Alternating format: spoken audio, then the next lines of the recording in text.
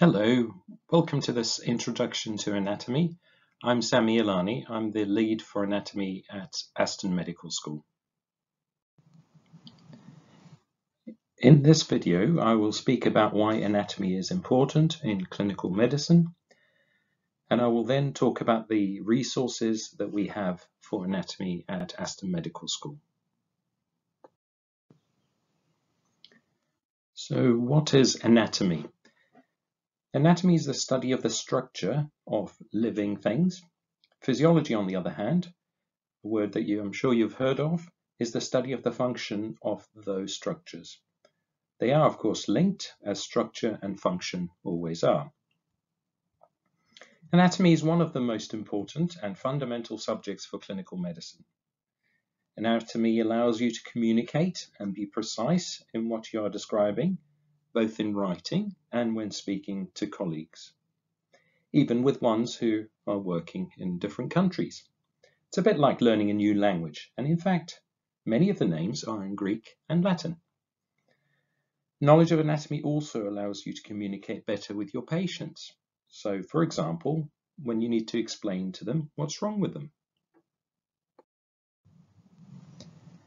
To understand physiology, that's, as I said, the function of structures, you need to know the anatomy, the actual structures. Similarly, to know pathology, the study of disease, you need to know what is normal anatomy to understand what is abnormal anatomy.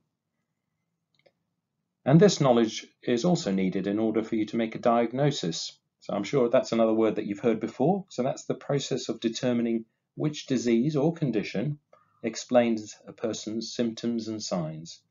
But you will learn more about this later on in the course. When examining patients, which may involve looking, feeling, moving, listening, and even percussing, this all only makes sense if you know what is the anatomy or what structures lie underneath the skin. When you're looking at clinical imaging, like X-rays, like this person is doing in the picture, or ultrasound, CT, and MRI, you need to be able to look at that two-dimensional image in front of you and interpret it in relation to the anatomy, the three-dimensional structure, the patient that's sitting in front of you. When carrying out a procedure, to do it safely, and this is not just for surgeons, even a relatively simple thing, like shown here, putting a needle into a patient, you need to know the anatomy so that you can accomplish what you needed to do in the first place and do no harm while doing that. Many of you, hopefully all of you, will find anatomy fascinating and interesting in its own right. Most of what you learn in big anatomy will be with you for your whole career. Most of what I learned over 30 years ago is still valid and useful. So I would suggest that it's very worthwhile investing time in something that will stay with you. Anatomy is often divided into macroscopic and microscopic parts. Macroscopic or gross anatomy, and that's not in the meaning of disgusting, but as in big anatomy, basically is the study of body parts that you can see with your eyes. Microscopic anatomy is small anatomy that you can see with instruments like a microscope and includes histology, the study of tissues, like shown in this diagram, this picture, and also cytology, which is the study of cells. Linked to microscopic anatomy is embryology, which is the study of the formation and development of an organism before it is born, both the normal process and how things can go wrong. So embryology is an important subject, and at Aston Medical School we cover it as part of the anatomy course. You may also hear the terms regional and systemic anatomy. Basically, regional anatomy is the study of the structures in a specific body region. So example shown here is the abdomen. So you would study all the structures within that region, the abdominal region. Systemic anatomy is the study of the structures that work together to perform a body function. So using the same example, rather than looking at the region, the abdomen, you would look at the digestive system as a whole. So all the structures that are involved in digestion would be looked at. And we vary it sometimes. We use regional anatomy at times, and sometimes we study systemic anatomy. As I said earlier, it is important for healthcare professionals to understand what is normal, but also to appreciate, and at Aston Medical School we introduce it to you from the beginning, is that bodies and even individual anatomical structures can differ from each other for many different reasons and yet still be considered healthy and normal and not diseased. So looking at these pictures here, for example, due to age, the body of a young infant will be very different to the body of an elderly person. Due to gender, for example, female and male bodies are different. There may also be differences based on ethnic background. Therefore, it's important to understand that although we are very similar in terms of our basic plan, we are all different as well. Now I will move on to what resources we have available at Aston Medical School. The summary of the next few slides is that our approach is multimodal, and we want you to have fun and be engaged while learning anatomy. The human body is a three-dimensional object, and so the study of three-dimensional resources is essential for your learning and understanding of anatomy. I've taken some photographs here of our high-quality Adam Rui plastic models. Please do interact with them, take them apart and put them back together again. We also encourage you to use them in your private study and quiz each other on them. These models are very good for you at this stage to learn anatomy and basic anatomical concepts. There is an added advantage that there's none of the stress and anxiety that sometimes is associated with cadavers, that's human tissue. We have a variety of skeletons, synthetic ones like these ones in the photograph. And if you look closely, you can see some of them have markings where the muscles are attached. So these are quite useful. And we also have a variety of real human skeletons. We have anatomy glass sections. These are high quality, high resolution serial sections printed in acrylic. They're not human tissue, but prints of human tissue. These slices or planes are taken intentionally and they actually have names. Don't worry about the details, as we will cover this again, but I just wanted to introduce some of these concepts to you. This is a slice of a knee here on the right. This plane is called the coronal plane. It separates the anterior or the front parts of the body from the posterior or back parts of the body. Here is a sagittal plane. A side view, if you like. This is the brain, this is the face, that's the nose, that's the neck. And this plane separates the body into right and left halves. In some books, you'll see that the midline, so right in the middle, is called the median sagittal plane, and those parallel to it or next to it are called the parasagittal planes. And this third one has three different names: axial or transverse or horizontal plane. And this separates the superior part of the body, the top part, from the inferior, which is the bottom part.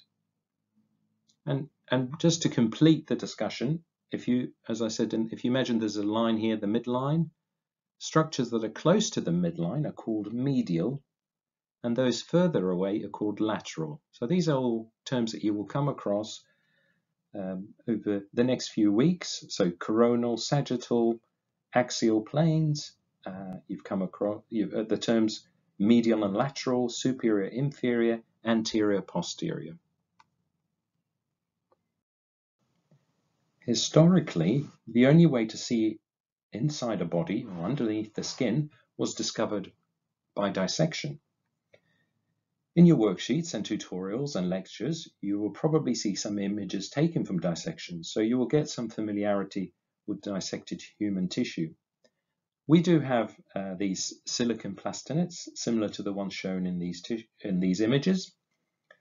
These are real human preserved specimens. They are made by a process where all the bodily fluids are exchanged with a polymer, which is then hardened.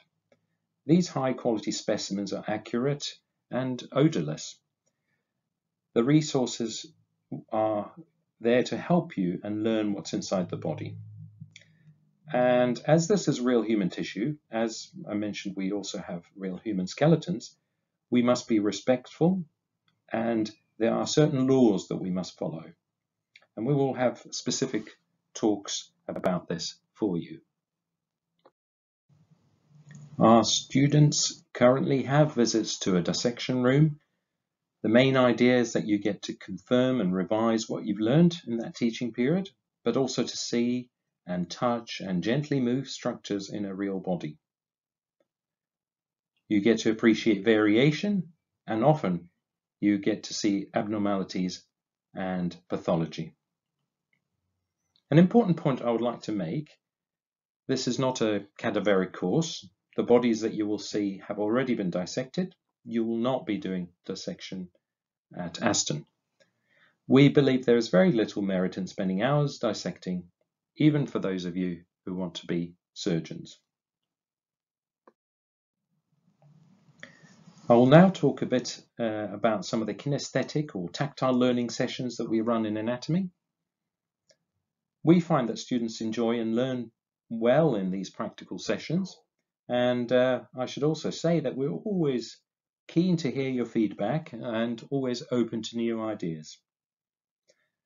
One example here, shown on the left, is to learn the anatomy of the brachial plexus, which are the nerves that come out from the neck and go into the arm, by building one for yourself using pipe cleaners. We also have 3D printed anatomical models at Aston University.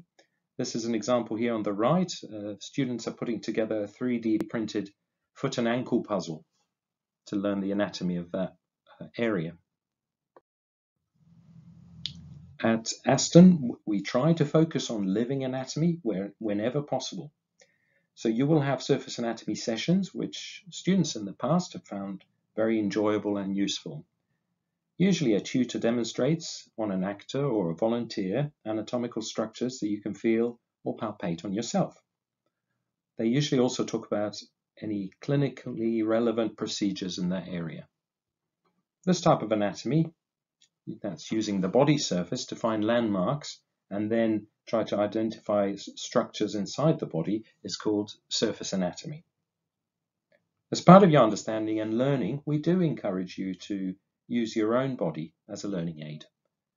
So palpate structures on yourselves or willing friends and family members.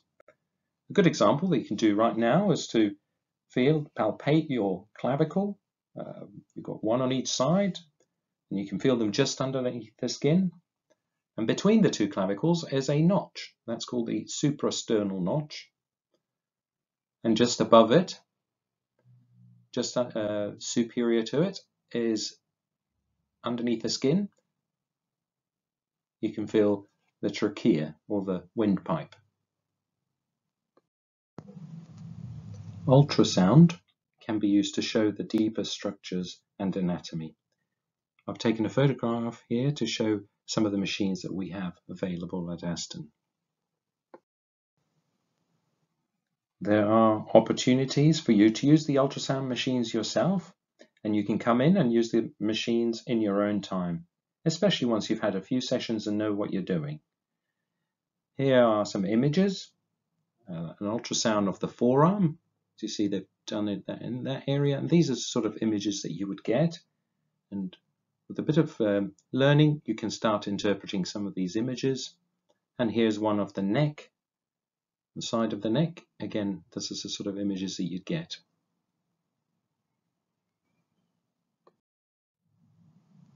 Other practical sessions which students have given us positive feedback on include looking at the anatomy of the eye and ear using plastic models and each other.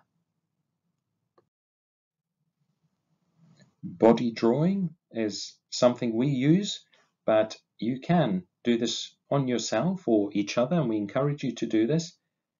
It's also a bit like surface anatomy, about demonstrating and identifying structures on the skin surface. And the point this slide is trying to make is that you don't need to be an artist, like the picture on the left. The reality is more on those pictures of the forearm with the colored pens. Everyone can do it and benefit from it. All you need is a selection of colorful, preferably non-toxic pens. You may find it enjoyable, certainly visual and tactile way of learning.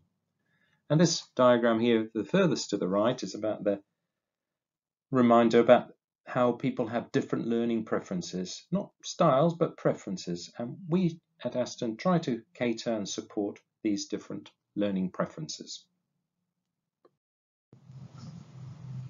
Where do you find appropriate and reliable information? Doing a Google search, as we often all do, can actually lead you to simplified or misleading or wrong information, especially when it comes to technical medical questions. And what we encourage you to use other resources, and at Aston, students have access to several digital resources. The Acklam videos, they are excellent. I can't praise them enough. Students have free access to these, so please make use of them. The Clinical Key provides with evidence-based and reliable information, which is something many actually use in hospitals, so it's worth getting used to using it early on. Medical and nursing students at Aston get provided with a free iPad, and that comes preloaded with Complete Anatomy app. This contains a range of ways of looking at anatomy, but one of the main benefits is that it works like an atlas, just like one that you might use to navigate the roads. This, you can navigate the human body. You can zoom in, zoom out, you can rotate it, you can actually add layers, remove layers. You can even quiz yourself on it, you can label structures. So that's another thing that's really very good. In terms of textbook, we often get asked early on what textbook you recommend, and I wouldn't rush into getting one at this stage. Different anatomists have their favorite books, and it's a very personal thing. And what I'd encourage you to do at this stage is to use the freely available ones through Clinical Key and see which one suits you and which you prefer yourself. There are also coloring in books, which some students find very useful and enjoyable. Again, this may be something you might want to look into. We do have our own YouTube channel. Please do subscribe to it, and as time goes on, more videos will be added to it. Hopefully, these videos will be useful for you in your clinical years, and that will be part of the spiral curriculum that we follow. So I will end there. I've given you an introduction to anatomy and also spoken about the resources we have at Aston Medical School. This final image here of the Aston Anatomy Society is to remind me to mention that anatomy doesn't necessarily stop at the medical school. There are a variety of student societies at Aston, and at certain times the Aston Anatomy Society has been popular, but of course that depends on students being involved and contributing to it. So all I will say now is thank you and hope to see you soon.